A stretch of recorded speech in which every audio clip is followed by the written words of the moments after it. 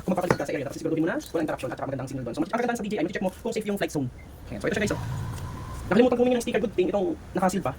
Ang good thing dito ay, ayun, guys, tingnan ko lang sa'yo open. Kita ba? Ayun. Kapag nagkakaroon ng ano, at gusto mong magkaroon ng drone, i-try mo muna yung clip o kaya niyo kasi may guard, ayun, may guard. Kaya ito yung ginamit ko pag nagpapal-shoot. Ayan, pakatulad siya ng Avata 1, Avata 2. Ayan, napakaganda, napakatibay pati. So halos, natataas na nila pa nun eh, mga third floor, kasi taas ang third floor, tapos naman, ito na, eto na guys. Diyan! Tingnan na natin kung pogi itong drone na to. Ganda ng mukha. Guys, oh. Ganda. So ang kasama niya sa ibabaw yung aircraft DJI Mini 3. Ayun yung battery niya guys. And then, yung ano nito, yung pinakang wing niya, ayun yung papak niya. So nagagaling sa ilalim. Ayan. Yan pa ganun. So pag first time niyo po, mas mabuti, kung check niyo muna sa YouTube. Lahat, halos yung basic, kung paano siya i-open kasi minsan, nasanay ka ng pag ginaganon lang siya. Eh ngayon, kailangan para siyang pinufold. So pogi oh. Pogi. 249. Disengage na battery, ayan, kailangan mo lang i-press.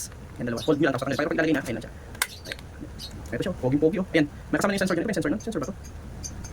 Ayan guys, siguro mga sensor yun. And, ayun, so hindi pa natin na-check kung para saan to. Ayun oh. Sarap yan, hindi ko na kailangan ng cellphone para ilagay. So kailangan ko na lang ay i-connect siya. Ayun, so wala siyang, hindi siya wired.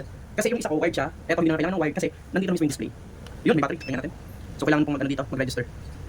Or mag-create ito pag kailangan mo siyang i-connect. SD, charger, yung port, in English. So mamaya natin siya i-set up para i-YouTube natin. Mas maganda kasi nandun yung lahat ng manual eh. Nandun yung basic tips. Ginagano na siguro to.